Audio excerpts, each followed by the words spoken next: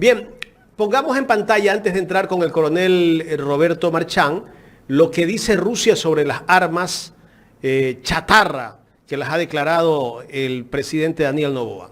Aquí está. Rusia niega que sean chatarras los equipos militares que Ecuador quiere entregar a Estados Unidos. Rusia propuso a Ecuador opciones de cooperación para el mantenimiento de las armas y otros equipos en buen estado, pero no recibió ninguna respuesta de Quito, según el Servicio Federal Ruso para la Cooperación Técnico-Militar. El gobierno de Rusia descarta que las armas que anunció el presidente de ser chatarras sean chatarra. O sea, prefirieron entregárselas a Estados Unidos. Todavía no la entregan, pero están en ese proceso. Rusia negó este martes que sean chatarra los equipos militares soviéticos que Ecuador planea entregar a Estados Unidos para su futuro traslado a Ucrania. Las recientes declaraciones de las autoridades estadounidenses sobre su intención de transferir al régimen de Kiev el equipo militar ruso que Quito va a intercambiar por nuevo equipo estadounidense solo demuestra que estas armas no son chatarra, señaló el Servicio Federal Ruso para la Cooperación Técnico-Militar citado por la agencia TASS. Según la fuente, Rusia propuso a Ecuador opciones de cooperación para el mantenimiento de las armas y otros equipos en buen estado, pero no recibió ninguna respuesta de Quito. Y para hablar de este tema y otros temas más, le damos la cordial bienvenida al coronel Roberto Marchán. Coronel, buenos días, gracias por aceptar conversar con nosotros. Bienvenido. Buenos días, Jaime. Buenos días, Carlita. Un gusto y gracias por la invitación.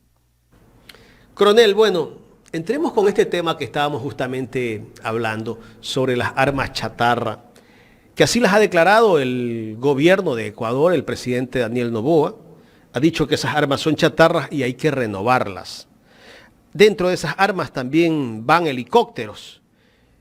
Pero yo conversaba hace poco con Patricio Chávez, que es asambleísta y que fue embajador de Ecuador en Rusia hace algún tiempo atrás, y él decía que dentro de ese armamento van helicópteros que hasta hace varias semanas estaban volando. ¿Qué criterio merece todo esto, coronel? Sí, Jaime, verá, el tema habría que verlo desde diversas aristas. El armamento soviético, que es el que existe aquí en el país, se ha ido adquiriendo a través del tiempo. La mayor parte de él, o una buena parte de él, se adquirió en los años 90, en el gobierno de Rodrigo Borja, de segunda mano a Nicaragua. Ahí se adquirieron lanzadores de cohetes, se adquirieron algunos de los helicópteros Mi-17 o Mi-171, como se les conoce, que son helicópteros sobre todo de transporte de carga y pasajeros. Se adquirieron equipos también de lanzadores de misiles tierra-aire y algún otro equipamiento. Pero en el año 2008 también se adquirió 2 helicópteros bajo la firma de un acuerdo específico con Rusia ya. Se adquirieron nuevos 2 helicópteros de Mi-17. Entonces, viéndolo de esta forma, el Ecuador tiene varios equipos. Obviamente algunos de esos son equipos antiguos, son equipos probablemente algunos ya fuera de servicio. Hay que medir ese tema de llamarlos chatarra, porque la chatarra es otro tipo de concepto. En el ámbito militar, usted puede mantener equipamiento antiguo, equipamiento con cierto nivel de tiempo, pero si le da los mantenimientos necesarios y le mantiene en condiciones adecuadas, todavía es un equipamiento que está operativo. Entonces, es muy difícil decir que todo es chatarra o que una parte es chatarra. Entonces, lo que se ha anunciado ahora es un arreglo, no se sabe exactamente qué es lo que se pretende enviar. Se habla de que se va a enviar alguna parte de estos sistemas de lanzamiento de cohetes. Se habla de que también se va a enviar una parte de los sistemas OSA-AKM, que son equipamientos. Estos, en cambio, fueron equipamientos que se adquirieron en el año 98 a Ucrania, directamente a Ucrania. Recuerde usted que la Unión Soviética se cayó en el año 91 y a partir del año 91 se dio un proceso de desintegración de las ex repúblicas soviéticas. Algunas de ellas se quedaron con una gran cantidad de armamento y como entraron a una crisis, mucho de ese armamento se puso en venta y Ecuador adquirió en el año 98, después de la guerra del CENEPA, por ejemplo, un sistemas de de misiles tierra-aire OSA AKM. Esos sistemas también se habla de que pueden ser transferidos a Estados Unidos en este caso, y como ya lo ha anunciado directamente el representante del gobierno de Estados Unidos, para la guerra ruso-ucraniana. Entonces, más allá de que si es que es conveniente o no es conveniente desde la perspectiva militar, cambiar ese equipamiento por otro tipo de equipamiento que también es discutible, también hay que ver las implicaciones geopolíticas que eso representa, ¿no? Que ya la estamos viendo. O sea, representa el alinearnos detrás de Estados Unidos, que es un proceso que viene ocurriendo ya desde hace algún tiempo atrás, no es un proceso nuevo. Los primeros alineamientos atrás de Estados Unidos vinieron en el gobierno de Lenín Moreno. Posteriormente el gobierno de Lazo se acentuaron, se firmaron muchos acuerdos, y prácticamente lo que estamos haciendo es, en este contexto geopolítico mundial, que también valdría la pena conversar, nos estamos alineando sin beneficio de inventario totalmente atrás de Estados Unidos, y con las consecuencias que ya le estamos viendo por parte de Rusia, que con toda razón está cuestionando primero por qué se envían armamentos que están protegidos, algunos de ellos, tal vez no todos, al menos sí los que se compraron directamente a Rusia, por las cláusulas contractuales que establecen que no se puede traspasar equipamiento militar a un tercero sin la autorización del fabricante. Y eso se firma en todo contrato militar, en todo contrato de adquisición de material militar. Y también por el hecho de que se está enviando material de guerra a una guerra en la cual está involucrada la Federación de Rusia. Entonces es un complejo problema geopolítico que lastimosamente nuestros liderazgos no lo ven, no lo obvian, o simplemente por el hecho de alinearse detrás de Estados Unidos lo dejan pasar de lado. Claro. Me gustaría rodar nuevamente lo que dijo Sullivan la semana pasada en Teleamazonas sobre ese armamento, ¿a dónde va? Vamos a darle play y después lo comentamos. La tensa relación entre Ecuador y Rusia por este convenio de intercambio de chatarra bélica por parte del Ecuador hacia Estados Unidos. ¿Qué información tienen ustedes? Bueno, es un arreglo que para transferir equipos al gobierno de Ucrania, que está peleando contra la invasión rusa a su territorio. Son decisiones del gobierno de Ecuador, y nosotros estamos muy contentos de que estén apoyando al gobierno de Ucrania en su esfuerzo por... Bueno, ahí está clarísimo. Está muy contento Estados Unidos de que Ecuador esté apoyando al gobierno de Ucrania. Eso quiere decir que este armamento va directamente a Ucrania. No es un armamento chatarra. Así es, Jaime. O sea, puede ser armamento que no esté al momento en utilización aquí, pero que puede ser recuperado fácilmente por los ucranianos, ya sea para ponerlo nuevamente en operación o para que les sirva de partes y repuestos para equipos que ellos tienen. El tema es que aquí se quiso minimizar, el gobierno quiso minimizar este hecho, y el gobierno de Estados Unidos, a través de sus representantes, básicamente dijo las cosas con absoluta claridad. O sea, Estados Unidos, desde que se dio inicio, recuerde usted, hace ya 2 años, la guerra ruso-ucraniana, ha intentado que se alineen los países sudamericanos detrás de su apoyo a Ucrania, e incluso enviando equipamiento ruso para Ucrania, porque como es en Latinoamérica, existen varios países que tienen equipamiento de origen soviético, origen ruso. Uno de los que tienen más equipamiento, por ejemplo, es Perú. Perú tiene, solo en el año 2019, si no mal no recuerdo, adquirió 24 helicópteros Mi-17 nuevos a Rusia.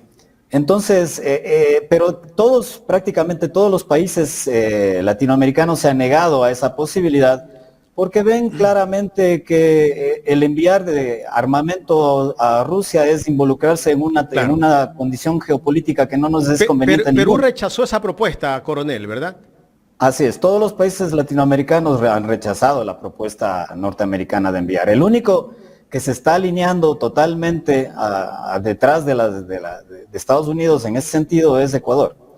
Y con las condiciones y con las las consecuencias geopolíticas que esto está trayendo, porque recordemos que ya Rusia ha amenazado, o más bien dicho, ya ha tomado acciones respecto a importaciones que se hacen desde el Ecuador para allá, y que también están generando conflicto interno, porque recuerde usted que este fin de semana se dio la renuncia del viceministro de Relaciones Exteriores ecuatoriano, el embajador Carlos Larrea, que dice mucho también acerca de los conflictos internos dentro de nuestra propia Cancillería respecto a este tipo de temas que se están dando. Correcto, claro, esas son las consecuencias. Y así como vamos, ya hay sanciones para el banano, para los claveles. Ojalá que el camarón no entre también dentro de esas sanciones. Estas sanciones son una manera de la diplomacia rusa para no ir de frente como acá el gobierno que de repente sale y dice apoyamos a Ucrania directamente. Ellos tienen otro tipo de diplomacia donde la van aplicando como tiene que ser. Claro, Jaime, recuerde usted que en el ámbito geopolítico lo que se mueve es el poder que establece, y el poder visto desde una perspectiva simple para todos los oyentes, es la capacidad que yo tengo de influenciar en la toma de decisiones de los demás. Entonces hay países que tienen poderes.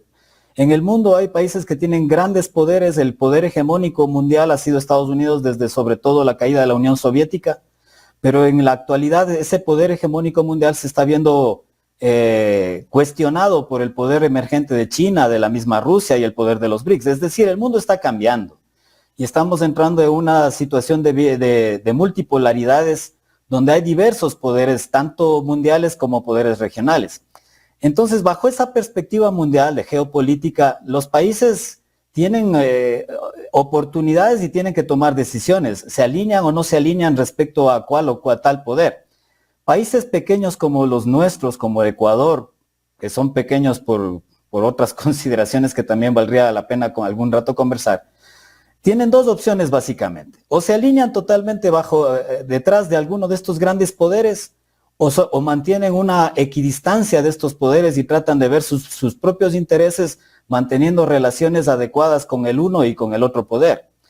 Eso es lo que hace la mayoría de países donde existen estadistas que piensan en los intereses nacionales por sobre los intereses de otras esferas.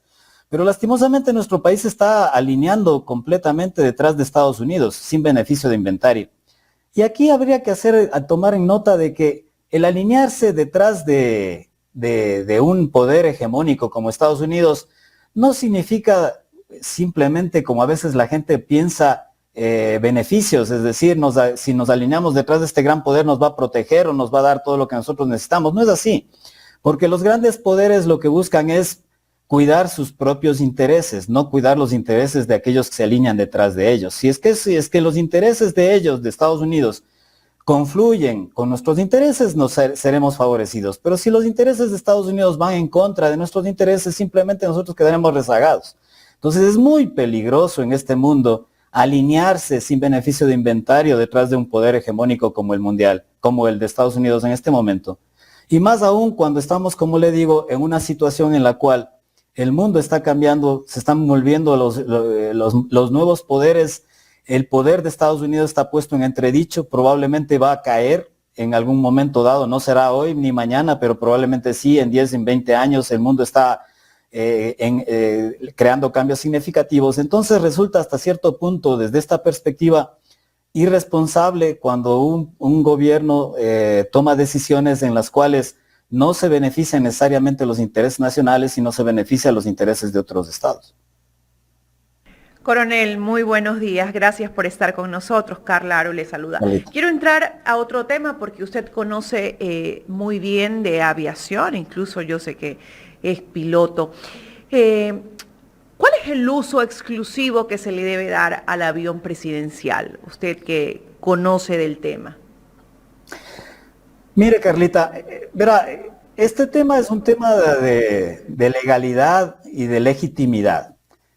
Legalidad en el sentido de que está establecido dentro de las leyes y reglamentos. Cuando se adquirieron los aviones presidenciales, se adquirieron no para uso exclusivamente del presidente, porque el concepto mismo de avión presidencial es un concepto que no existe. Lo que existe es el vuelo presidencial. El presidente puede subirse en cualquier avión de Fuerzas Armadas o de lo que sea Y ese vuelo se convierte en un vuelo presidencial que requiere tener ciertos parámetros de seguridad para eso. Entonces, lo que el país compró es capacidades, o sea, el Ecuador al adquirir los 2 aviones lo que adquirió es una capacidad que antes no tenía, de transportar a sus máximas autoridades con 3 cosas que son fundamentales, pero 2 de las cuales son las más importantes. La primera es tiempo. Cuando usted vuela en un avión comercial para irse a cualquier parte del mundo, usted depende de las conexiones de las rutas aéreas comerciales. Es decir, si yo me quiero ir a Europa, probablemente tendré que irme por Lima o por Bogotá o por cualquier otro país, hacer varias escalas hasta finalmente llegar a Europa. Mientras que cuando usted tiene y lo hará en función de los tiempos y las rutas y los horarios establecidos por la aerolínea. Cuando usted tiene un avión que tiene esa capacidad, usted simplemente toma el avión y se va directo y está en el otro lugar muy rápido. Y eso es un intangible que los estados deben, todo estado en el mundo lo ha visto como un beneficio, que es el tiempo, el ahorro de tiempo de las autoridades. Entonces, el primer beneficio que tiene una aviación ejecutiva como la que tiene el país es el ahorro de tiempo para las autoridades. El segundo beneficio que tiene es que le mantiene interconectado, porque esos aviones tienen conexiones, entonces usted no está aislado del país, sino que se mantiene interconectado con el país, puede seguir trabajando inclusive mientras hace esos vuelos.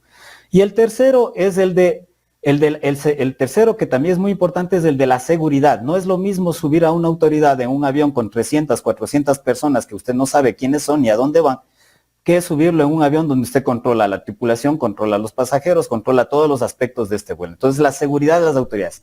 Desde esa perspectiva de la seguridad, yo en lo personal siempre he sido partícipe de que toda autoridad de primer y segundo orden, es decir, el presidente de la República y el vicepresidente de la República de un estado, por la connotación que tiene el cargo, independientemente de quién sea la persona, debe, incluso en actividades personales, trasladarse en los aviones que tiene el Estado para ello.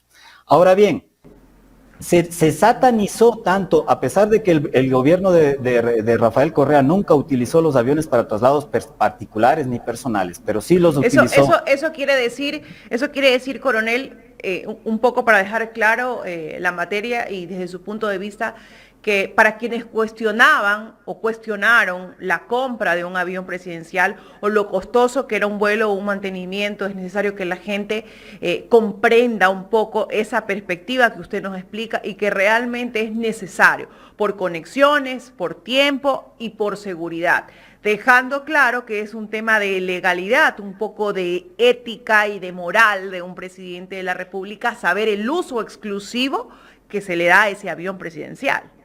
Así es. El problema que se da ahora es que es la inconsistencia que tienen los políticos de nuestro país, la terrible inconsistencia.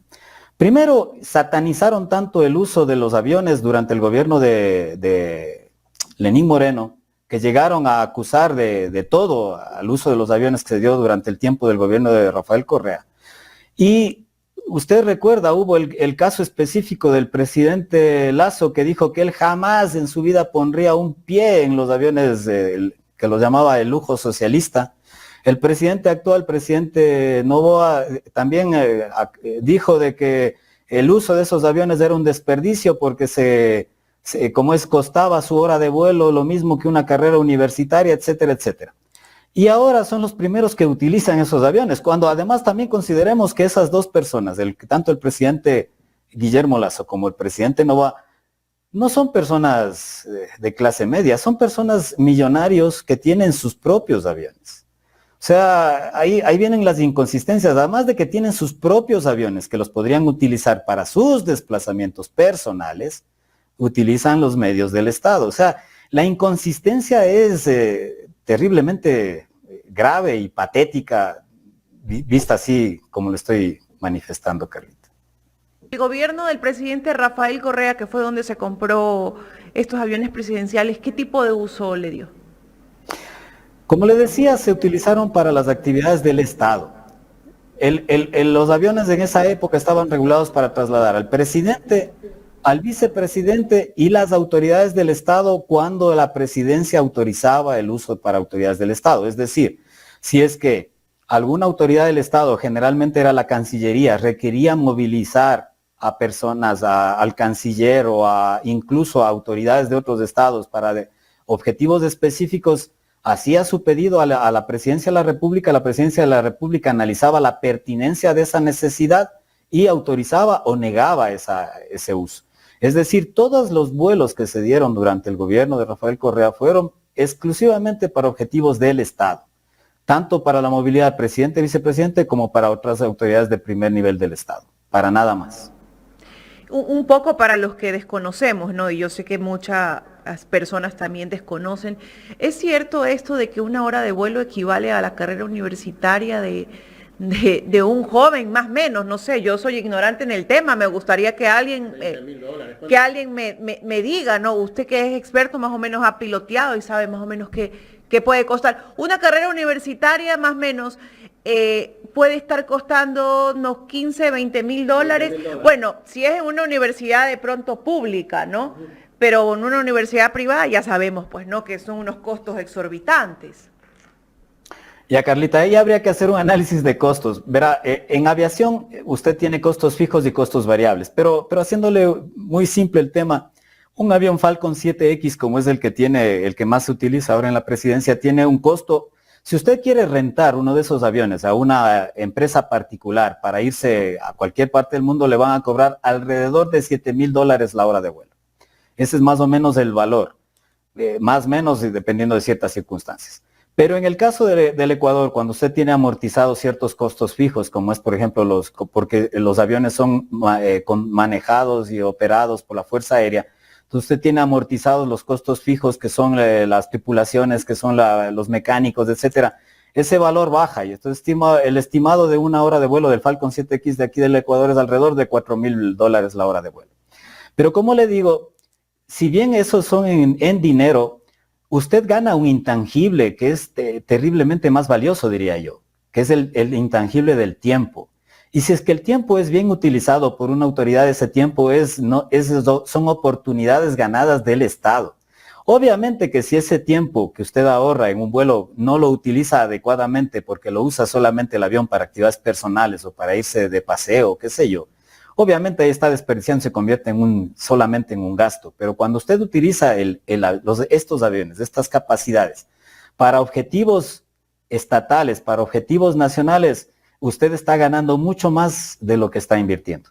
Ahora, si es que esos más o menos $4 o $5,000 de costo de hora de vuelo es una carrera universitaria, como usted dice, Carlita, ni en el sector público creo que cueste, una universidad pública creo que le cuesta al Estado esa cantidad de dinero. Así que tampoco eso de lo que lo que dijo en su momento el presidente Noboa está sujeto a la verdad, simplemente es parte del discurso que lastimosamente sin mucho beneficio y de inventario y sin rigor se dice aquí en el país.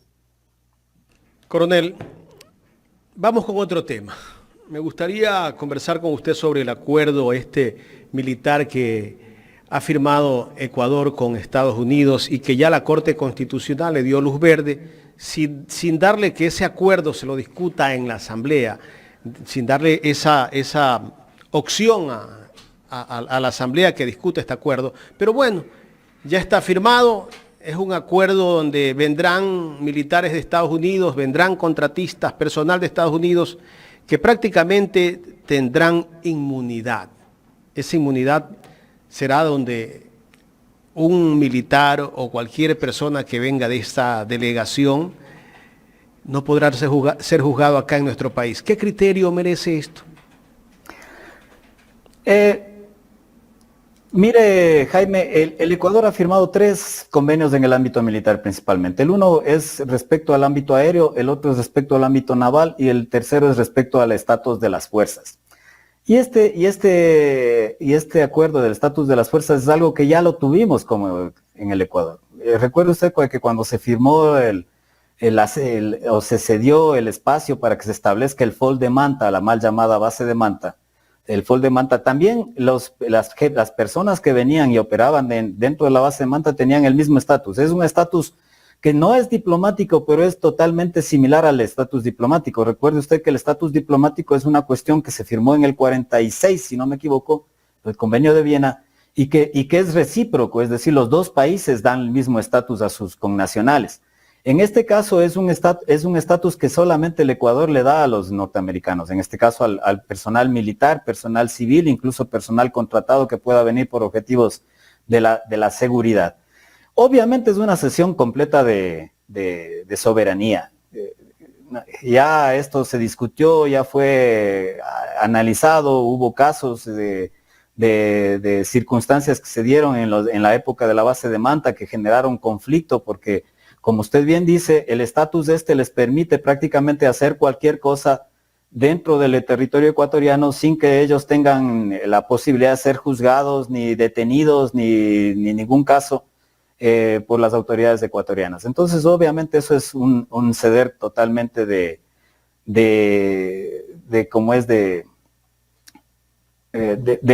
las características de las condiciones internas, de la soberanía interna de nuestro país.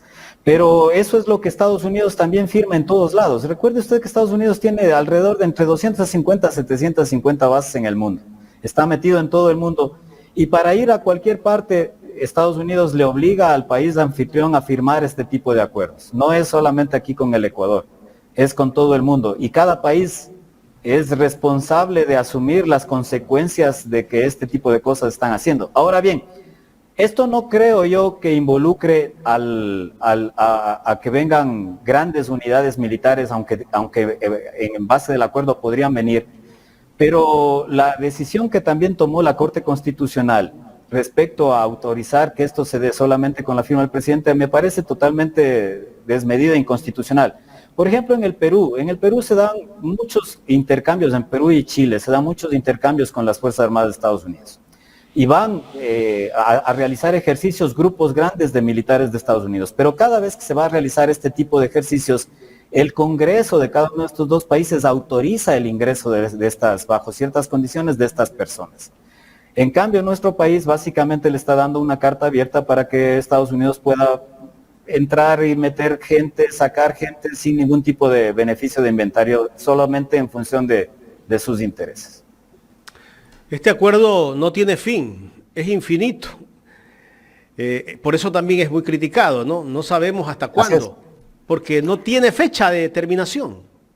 Así es, Jaime. A diferencia del acuerdo de la base de Manta, que tenía 10 años de vigencia, y cuando terminó la vigencia, mal se dice de que el presidente Correa le sacó a la base de Manta. Lo que se hizo es no se renovó. El contrato, el acuerdo caducó y el acuerdo no se renovó. Es diferente a que se le haya decidido renunciar a ese acuerdo.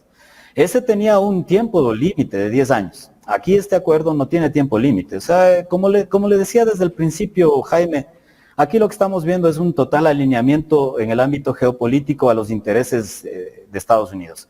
Y el problema se da, hay mucha gente que dice, sí, nos gusta, queremos estar detrás de Estados Unidos. Hay mucha gente que tiene ese tipo de pensamiento, quisiera ser incluso una colonia de Estados Unidos y tener un virrey aquí que ya casi es el embajador de Estados Unidos, es casi un virrey en el Ecuador.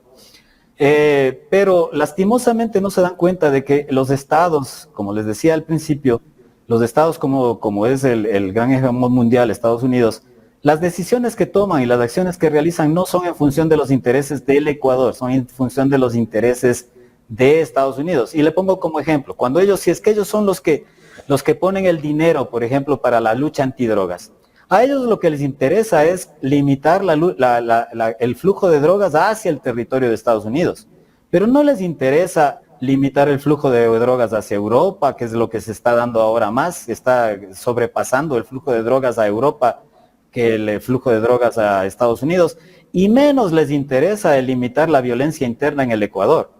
O sea, esos no son sus objetivos. Los objetivos de ellos es limitar el ingreso de drogas de Estados Unidos, y en función de eso toman decisiones sobre acciones que nosotros deberíamos tomar. Es decir, a nosotros, en cambio, ¿qué es lo que más nos interesa? ¿Cuál debería ser nuestra primera prioridad? Limitar la violencia interna, por sobre incluso el flujo de drogas a Estados Unidos. Pero para ellos no es así. Y si es que ellos son los que toman las decisiones, como aparentemente ya lo van a tomar, ellos simplemente tomarán decisiones en función de sus propios intereses, no en función de los intereses del Estado ecuatoriano.